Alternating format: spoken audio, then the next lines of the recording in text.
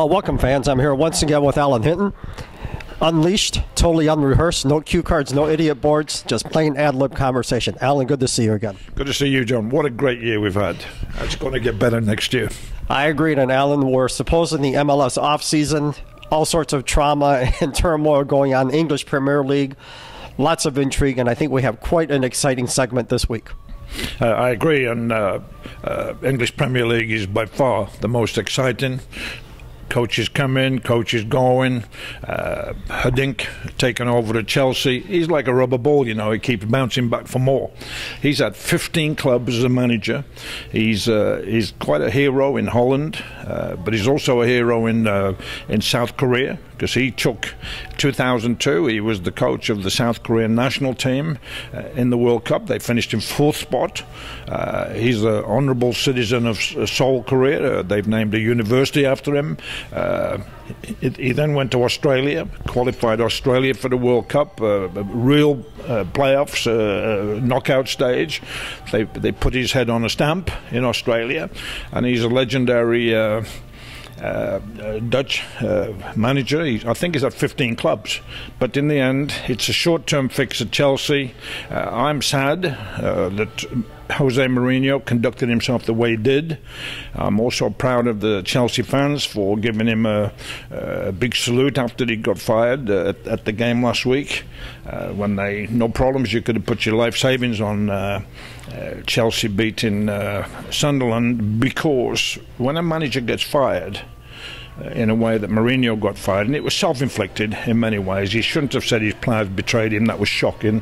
Then that was also on the back of the beginning of the season when he fired the lady doctor. The truth will come out about that one day as well. But the bottom line is that when a manager gets fired, half the team are happy, half the team are guilty. But when they play the next game under a new guy, they have to start again and wash their hands of the problem as if it wasn't theirs, and then start to impress the new coach. But so Chelsea were always going to beat Sunderland, but the story of the year, I mean, don't forget, we started the year when Leicester were going to go down to the Championship. They fought for their life. They had a different coach, Pearson, who did a good job to keep them in the Premier League. They had a record at the end of the 2015 season that was almost Championship at the end, and then they're top of the league now. On Christmas Day they will be top of the league, but they do go to Liverpool on Saturday, which will be a huge game. I can't wait to watch it. And of course, if Liverpool, by the way, Jurgen Klopp's honeymoon is over. He's really in the trenches right now. His press conference last week, he was scratching his head. He was very nervous. He was panicking. He threw his goalkeeper under the bus for a mistake that he made early. That young goalkeeper didn't need that from his manager. But the bottom line is, Liverpool play Leicester, and it will be the Christmas game. Boxing Day is always the biggest crowds of the year in Britain. So it'd be interesting to see how Leicester do. If Leicester get beat by Liverpool, I can see Arsenal winning at Southampton on Saturday. So Arsenal technically could go top of the league, and they've been very, very impressive lately, particularly against Manchester City. Ozil is calling the shots in the midfield. Giroud is on fire.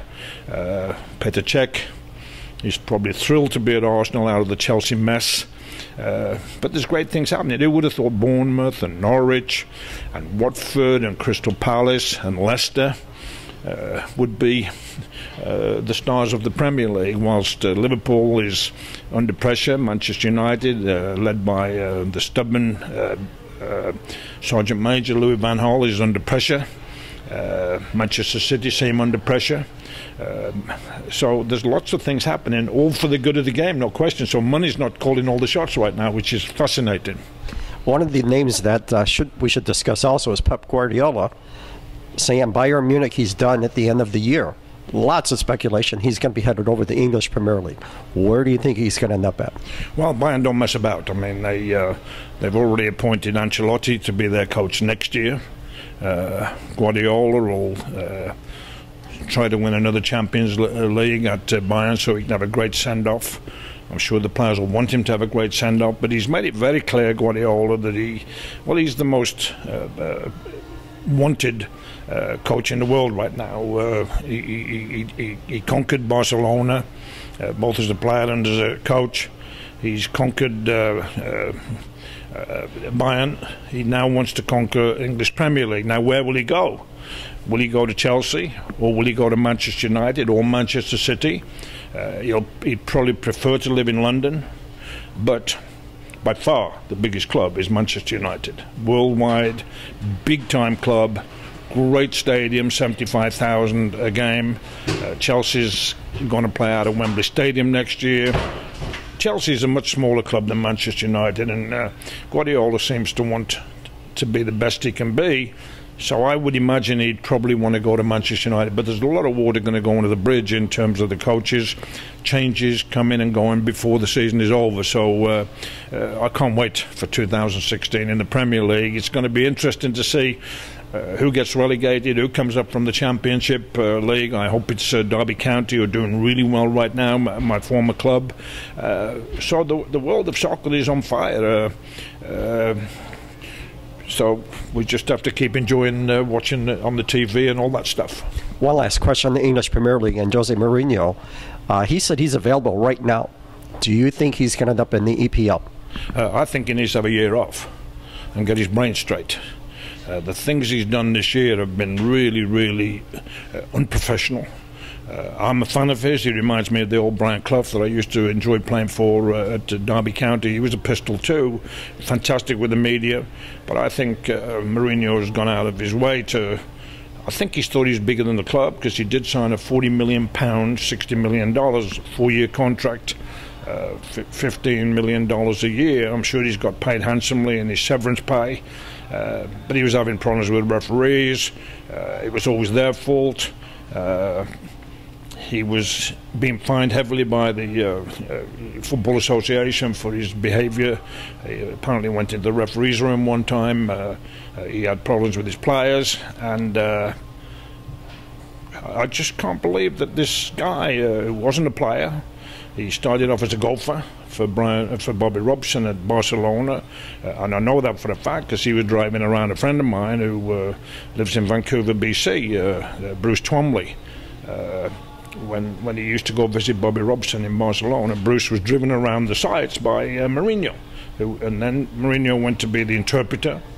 And the funny part about that is that they were saying that he wasn't interpreting Bobby Robson's English tactics quite correctly. He was trying to influence the tactics to his own tactics because of the language difference. But he's had a marvellous career, and he needs to take some time off, and he needs to go down there, go back to Portugal, and go down the Algarve and walk on the beach and just have a meeting where you just be completely honest with yourself. I don't think in 100 years he'll get the Manchester United job. Maybe Manchester United might think differently, but he's certainly a great coach, but he's definitely had a nightmare year. You don't go out of that from the penthouse.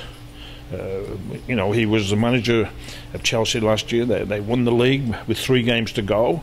You don't go out of the penthouse into the outhouse as quickly as he did in 4 months, unless you've done something outrageous. And he's done about 6 or 8 crazy, outrageous things that are not befitting of a top man. He needs to be...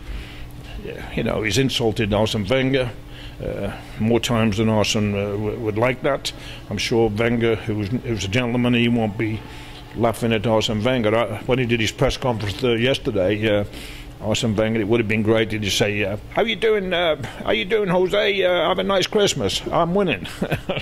But, Mourinho, he'll bounce back. He's got, he's got balls of steel, put it that way.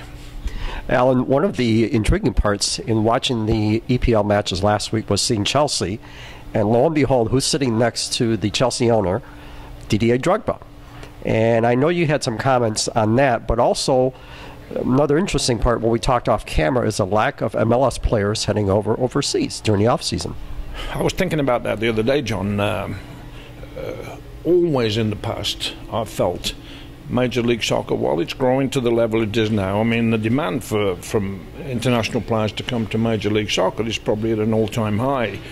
So therefore, I think the league and the clubs have got stronger by saying you're not going on loan for 2 or 3 months. You need to rest. We need you back at the end of January for training camp, when most training camps will start.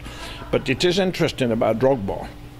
Drogba was clearly on TV sitting between Chelsea owner Abramovich and Gus Hiddink, the new coach.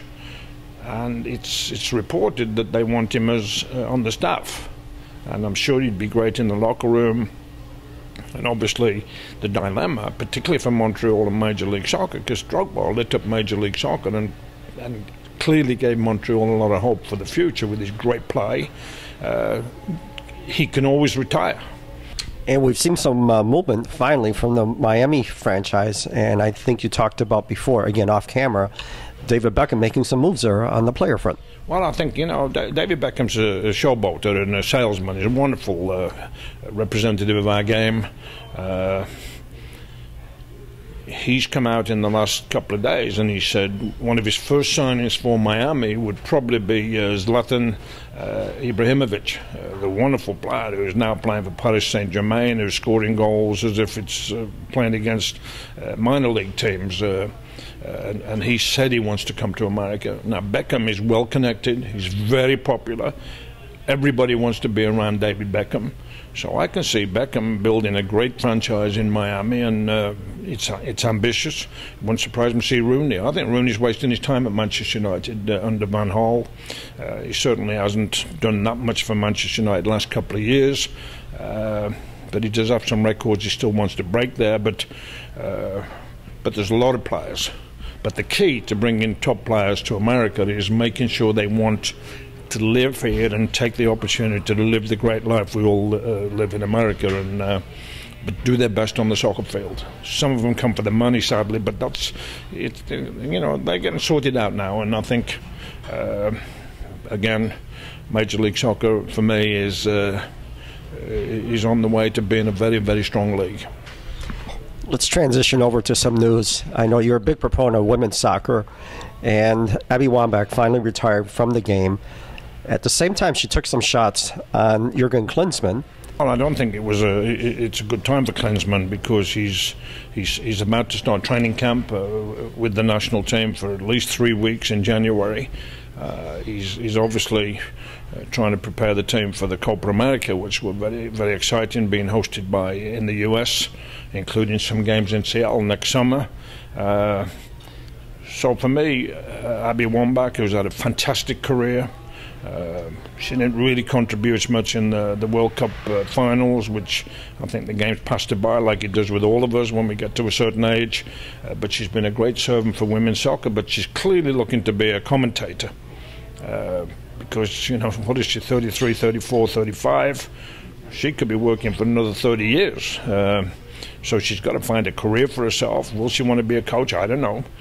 But it seems to be she wants to be a pundit. So she came out and threw a big slammer at Jurgen Klinsmann by saying Jurgen should never sign players who were not born in the US. Well, that's all good and dandy, but in the end, if players do become nationalized and they haven't broken the rule by playing for the country where they were born, then they should play for the US national team. The Polish team has provided very good players for Germany. So I think she's barking up the wrong tree, but she has taken a big shot at Klinsmann. I'm sure he didn't appreciate that.